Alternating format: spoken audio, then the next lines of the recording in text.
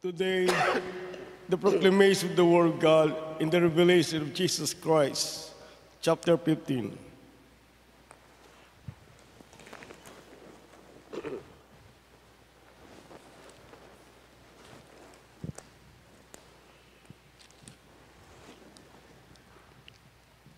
Then I saw another sign in heaven, great and marvelous 7 angels having the 7 last plagues, for in them the wrath of God is complete.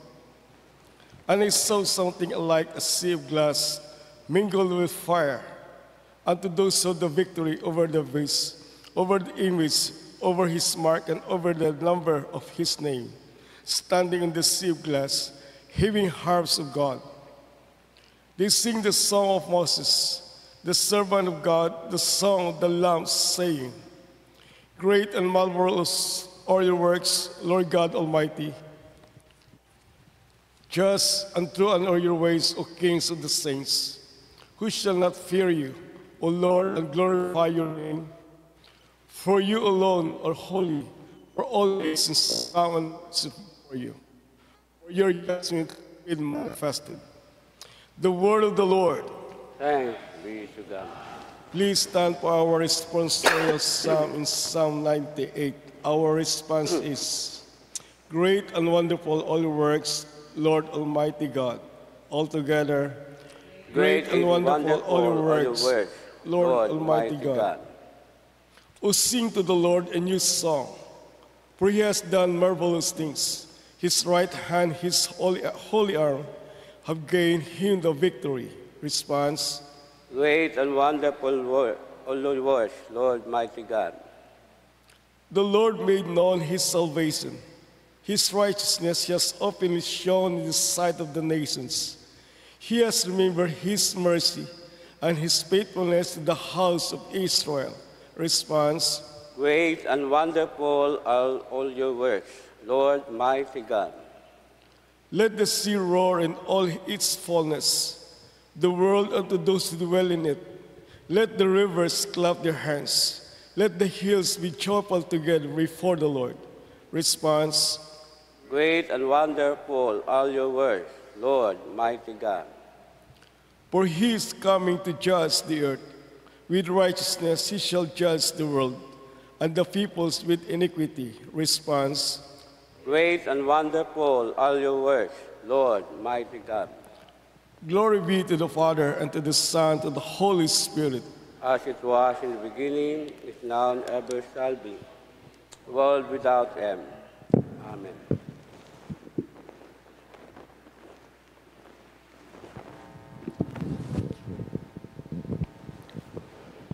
The Lord be with you. The Holy Gospel of our Lord Jesus Christ according to St. Luke, chapter 21. With you, Lord Jesus Christ.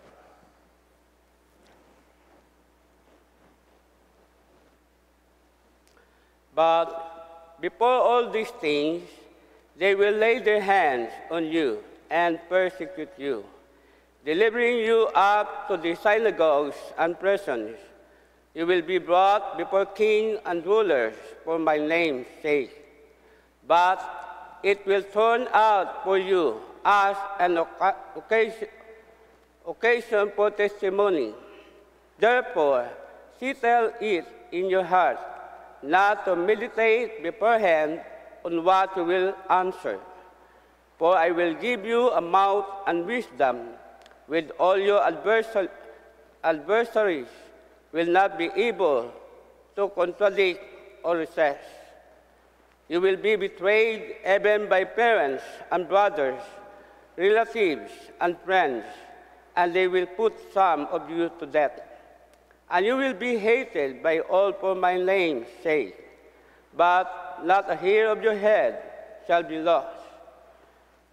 By your patience possess your soul. The Gospel of the Lord. Praise to you, Lord Jesus Christ. Please be seated. Sa aton ni Gospel ya sa St. Luke chapter 21 verse 12 to 19, Ginarimahin kita ko atong Ginoo nga anumang pagsubok nagaabot sa atong kabuhi ay hindi kita madura it paggaom. Amen? Bagkos, magsalig gamang kita kay Ginoong Hesus nga imaw ginhalinan it aton nga pagtuo. Agdayong sa atong gospel, may daywang bagay nga gusto kong nga ipabot. I believe nga dayaman ginapabot katong Ginoo. Una ya sa verse 14, aba na ito, isugo naton datong buot, ag hindi kita magkahawag. Amen? Dahil do Ginoo, atong Ginoong Diyos, imaw, nagata katon itusog, kaayam, direction, kung ano napabot katon, at kung aton kina-acknowledge datong Ginoo sa aton nga kabuhi. Nadumduman ko anay nga daya mabaho nga kontrobersyal sa akong kabuhi nga kung siim abo nga mga kakong mga kaibahan sa asosyasyon. Atin akong meeting, tanan, empleyado, LTO, SB, sa munisipyo, nakatin meeting. Pero, tanan, kibahan akong presidente, ang iba nga opisyalis sa among asosasyon. So, sa madaling salita ay ulihi, nagilubot pag-abot sa amon nga asosasyon, kumbaga, do tension na focus kakom ag abo na aking. Ambay ko, kung ano ginambat munisipyo, official, gobyerno, ay doon natong sundon.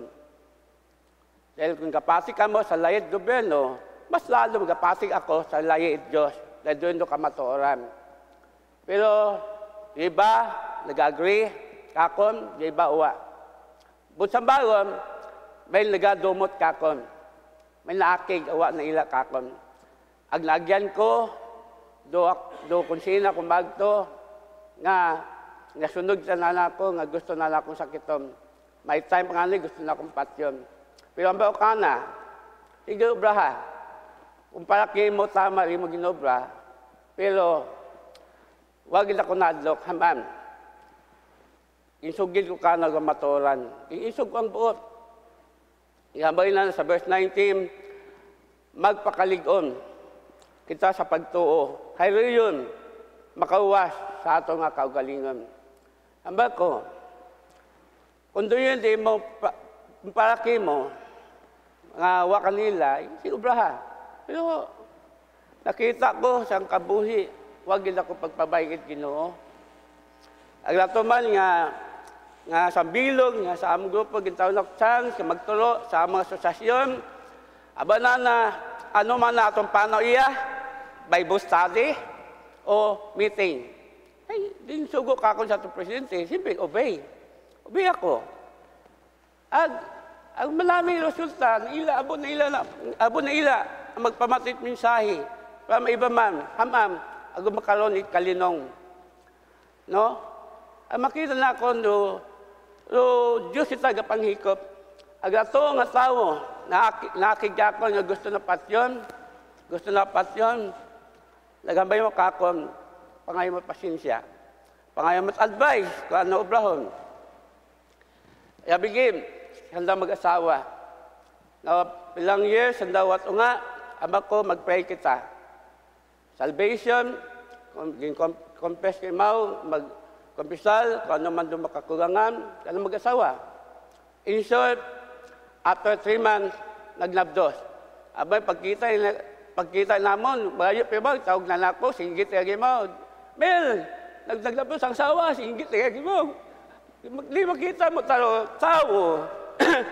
Mabaho sa kalipay, naging sabata ng pangamuyo.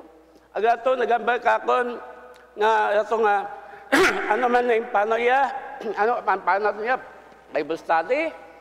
Pero ang nagambal kakon, ulihi, napay mapasensya, nagpatawad. Ginshare ko mayalik yan, na-stroke mo, half body, patay. Ilang years yung nagtaliwam, after 3 years, asa makambuhi kay Mau. Nagkita kami ko dayang